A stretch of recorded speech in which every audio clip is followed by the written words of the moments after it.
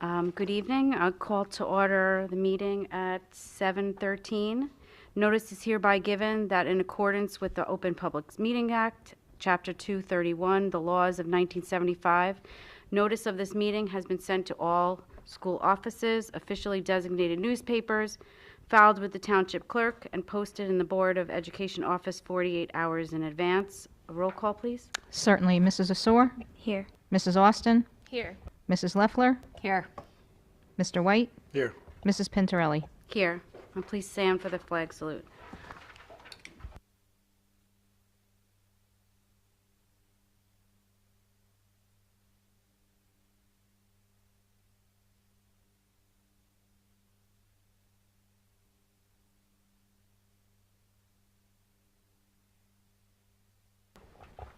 Okay, the board president's report. Don't really have anything to report, other than I'm very pleased to announce that our very own district superintendent, Mrs. Signori, was asked to be featured as a Starbridge AI Spotlight speaker. Starbridge is hosting one of the largest AI conferences in New York City. This conference brings together government officials, education administrators, executives, and investors, and she will be representing the Rivervale School District this summer on a national forum. She will be sharing all about our student achievement gains, our data-driven instruction periods, and much, much more. We wish you good luck, and thank you for representing and bringing our district recognition on the national level. So thank you. Thank you. I didn't know you were saying that. Thank you. I appreciate it. I'm proud to represent our district. Thanks.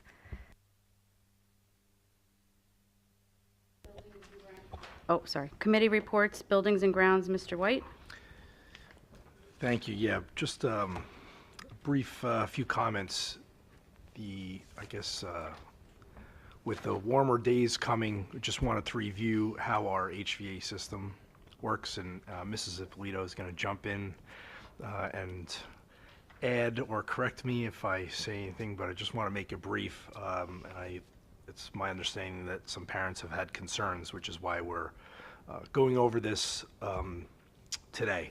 So people understand our HVAC system is not like that which is in your home. We do not have the capabilities of turning the system on and off.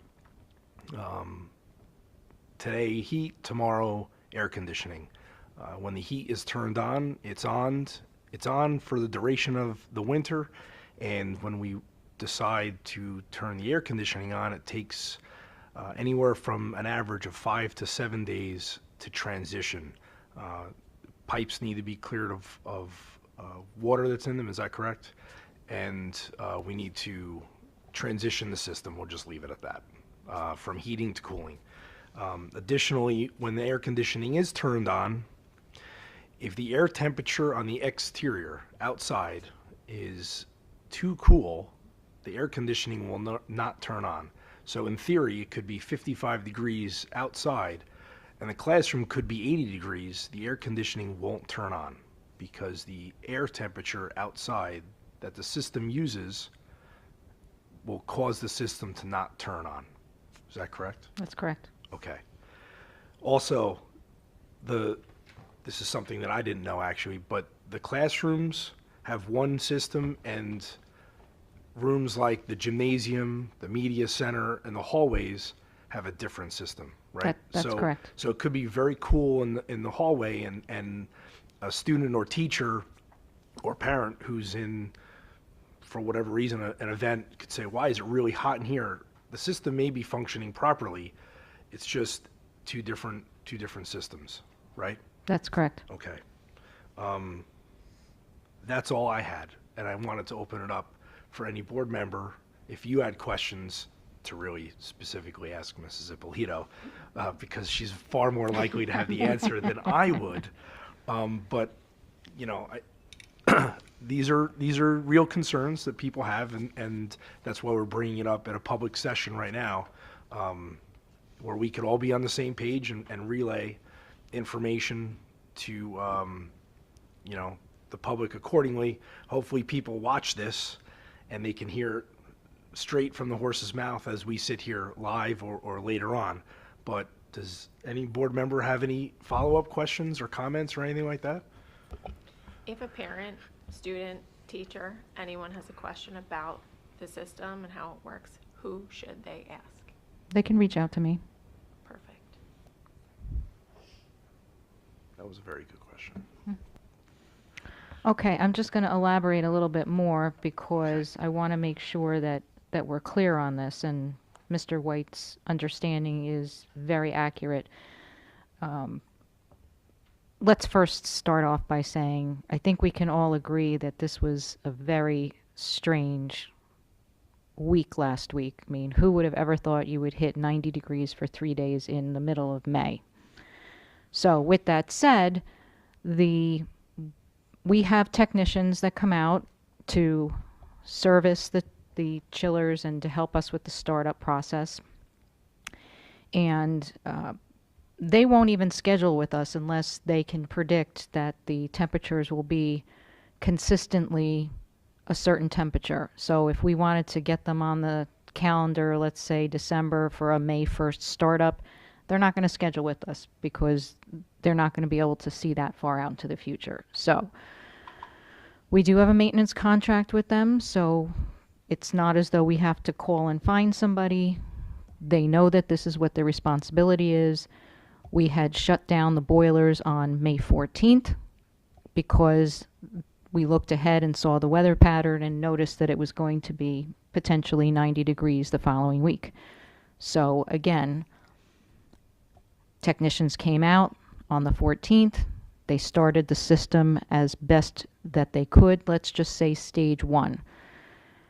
They had all indicators that the chillers were going to operate as normal.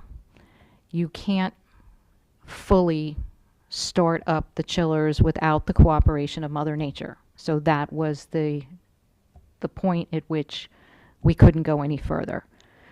Roberge did not have any problems when we started. Holdrum and Woodside did.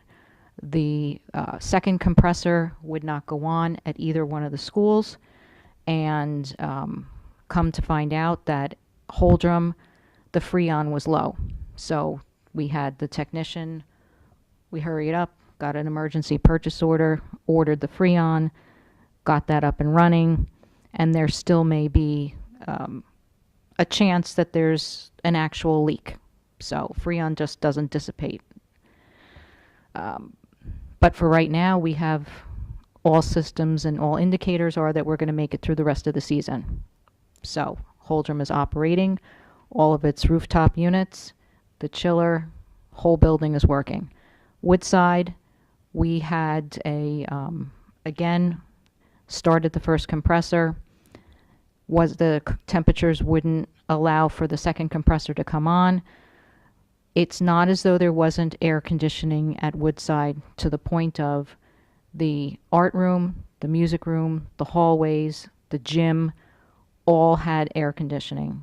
The classroom univentilators, which is what the chiller operates, they were not working. But the teachers had their hallway doors open, and the principal was able to rotate classrooms, teachers, groups throughout the building so that they were all able to share in that cooling.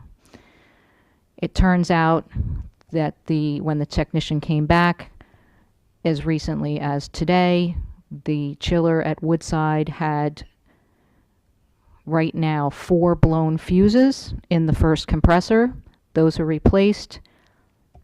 The temperature was not high enough today for the chillers to kick in, especially this morning when it was 60 degrees. In the afternoon, they were able to start the chiller with the first compressor. The second compressor has not yet turned on. We have the technician coming back tomorrow with the second compressor's fuses, and hopefully that is all that we need, and then the entire system will be up and running. Does anybody have any questions about that? Are those under like warranty? No. They're over 8 years old.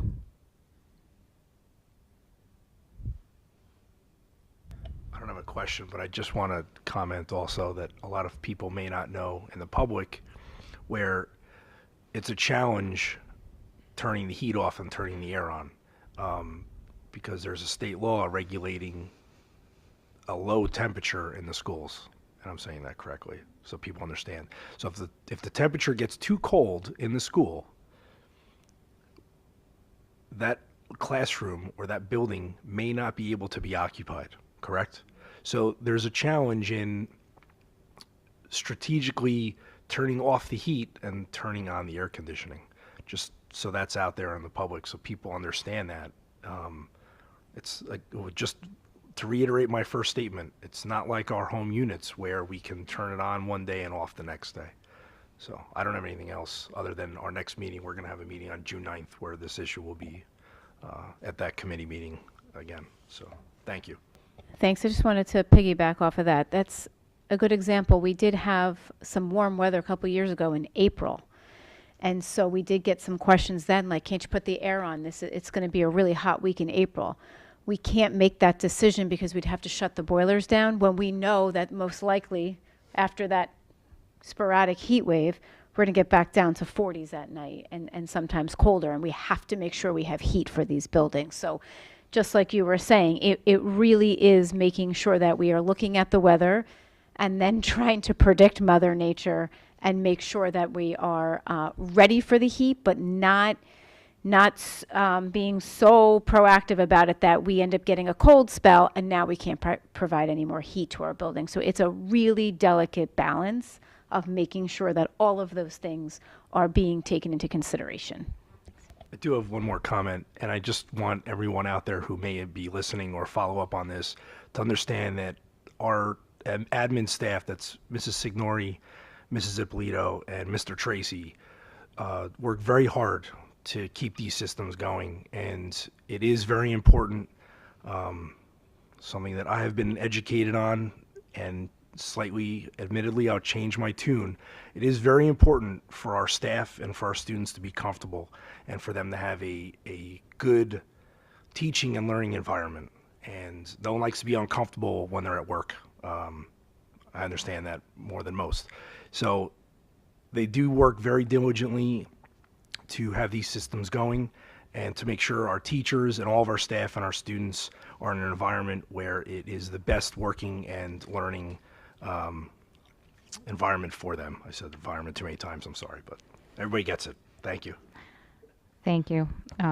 One last comment on this is to take from Ms. Signori and add to another challenge is, especially with these cooler mornings where we have the boilers off and we are required by state law to bring in outside air. So now you have these cooler mornings, and unfortunately some people, we're just colder people. So everybody tolerates the temperatures differently. And by bringing in some of this outside air, it mimics what one might think is air conditioning, but it's really outside air. So you are doubling up on the coolness from where Mother Nature stopped, and now we're bringing that into the mornings, into the classrooms, and sometimes it's a little cool. So we just keep trying to say, please bring layers, and we're doing the best we can. So any other questions? Okay, thank you. Okay, thank you, Mr. White, for providing the board and the public with this important information. Communications and policies? No, nothing for tonight. Thanks. Okay. Curriculum and technology, Mrs. Austin? Nothing for tonight. Finance, that would be me. I have nothing to share for tonight. Negotiations, I don't think there's anything to share from, right? And personnel? Nothing Mrs. tonight. Okay, great. Please note the committee meeting schedule. Hello? Public comments on agenda items only. I will read this one, and it will also pertain to, in another section, but I will not read it again. The Rivervale Board of Education is committed to encouraging the citizens of Rivervale and employees of the Rivervale School District to speak directly to board trustees. In order to facilitate this communication, residents and employees are requested to sign in before speaking, to maintain an appropriate sense of decorum, and to limit their remarks to no more than 5 minutes. The board will also take under advisement the written comments and opinions of non-residents that are submitted to the board secretary. Being mindful of its responsibility to maintain the orderly conduct of meetings, the board retains the right to rule on such matters as the speaker's right to address the board, as well as the appropriateness of the subject being presented. The board's decision in such matters is final. The board also reminds all members of the public that while it subscribes without reservation to the principle of keeping the community informed by policy and law, it cannot allow public discussion of personnel matters, nor can trustees comment on any current or pending litigation. If a matter concerning an employee of the Rivervale School District is of interest or concern to a resident, the matter should be referred to the responsible building principal or the superintendent of schools by telephone, letter, or email. I will open public comments at 7:29, and I will close public comments at 7:29. Superintendent's report, please. Thank you. Good evening. So I just want to remind the board, in my Friday email, I had let you know that the school performance reports had come out. The school performance reports are really just a snapshot report of how we did on last spring's state assessment, which means you guys have already been given detailed information and more at the October district assessment report that we did in this past October of 25. So they're actually later than usual this year for some reason. We just got them. I let you guys know in one of my emails, and I just want to let the public know everything that's in them has already been shared. We've met all of our marks in all of our schools and all of our content area, which is fabulous news. And they are posted on our district website in case anyone does want to take a look at them. My recommendation, though, would be if you want to know more about how our student achievement is, don't just look at those reports. They will give you numbers, but if you really want to understand it, go back to our YouTube channel, grab some popcorn, I think it's about an hour, and watch our very detailed report. But those snapshot reports are up on the website. And that is all for tonight. Thank you. Board Secretary's report. Okay. I just want to read the thank you that was received to the board from the RVEA. Dear members of the Rivervale Board of Education, on behalf of the entire Rivervale Education Association, we wanted to extend our sincere thanks for the delicious pretzels delivered to each of our buildings. It was such a wonderful and thoughtful surprise. Small gestures like this go a long way in making our staff feel valued and appreciated, as well as appreciated as we work together for our students. Thank you for your continued support and for sweetening, or in this case, salting, our week. Warmly, the RVEA. And that's all I have. Mr. Rossini and I delivered the pretzels, and we definitely had a lot of fun. We had a lot of people saying, "Oh, is it pretzel day?" So they were very thankful. So, okay, I'd like to. Could I have a motion to move general resolutions G1 through G6? I'll move G1 through G6. I'll second. I'll second. Any questions, comments? I just have a comment. I'm happy to see that our governor has publicly acknowledged the need to address the rising healthcare costs. I don't think people really understand this does affect our budget, it does affect the children. It's very important, and I hope that something's done. That's it.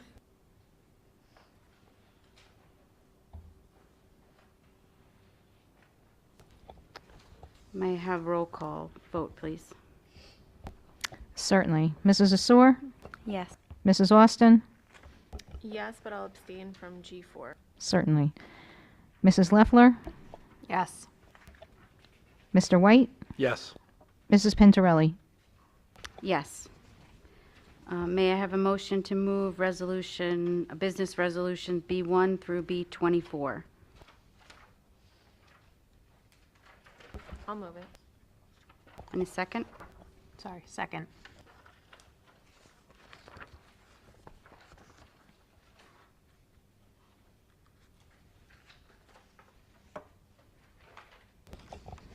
I had a question regarding these awards that go into different services for the OT and speech. I see a lot of being approved, and I'm just curious what the difference is between all of them.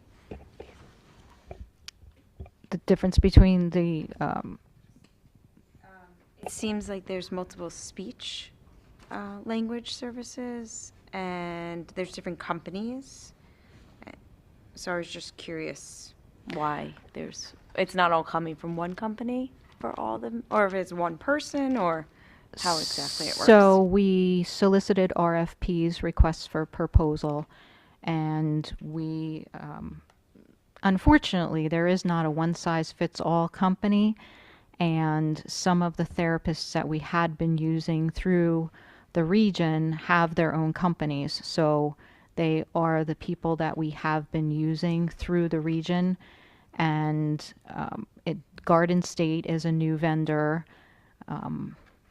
ESS Clinical is a new vendor.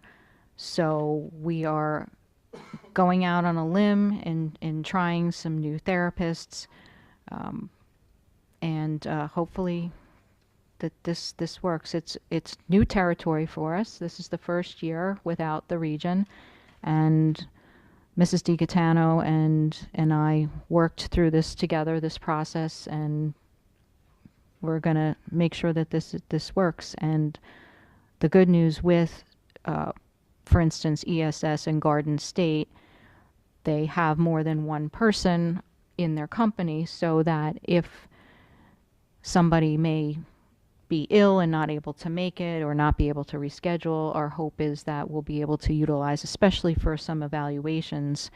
You don't necessarily need to know the student. It was more important for us to get therapists that we had already been utilizing because they know the district and they know the culture and how they operate. So that's why, and obviously different disciplines. You have your occupational therapy, you have your physical therapy, your speech and language, and ABA. We are going to be hopefully putting on at the next agenda a shared service agreement with Montvale, where we are going to be sharing a behavioral consultant with Montvale. We'll have her 1 day a week, and they will have her 4 days a week. So somebody that we have utilized through the region, and then continue to have her oversight with us. Thank you. You're welcome. Roll call, please.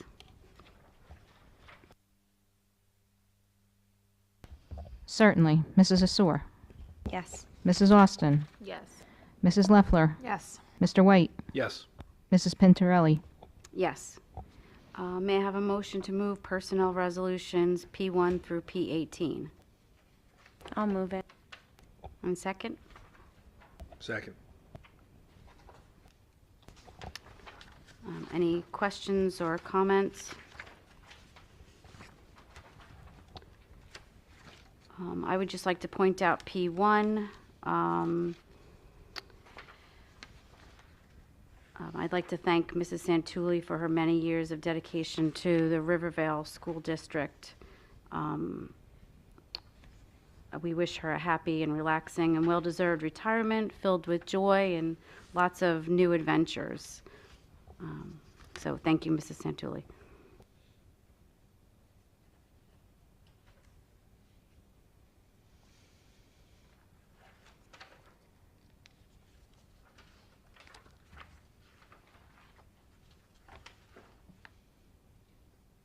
May I roll call? Certainly. Mrs. Assor, Yes. Mrs. Austin, Yes. Mrs. Leffler, Yes. Mr. White, Yes. Mrs. Pintarelli. Yes. Since we do not have public, I'm going to skip the reading of, well, I read it already, the reading of public comments, and move to, so let's see, I will open it at 7:38 and close at 7:38. Any old business? Any new business? May I Motion have- to adjourn. Can I have a second? I'll second. Second.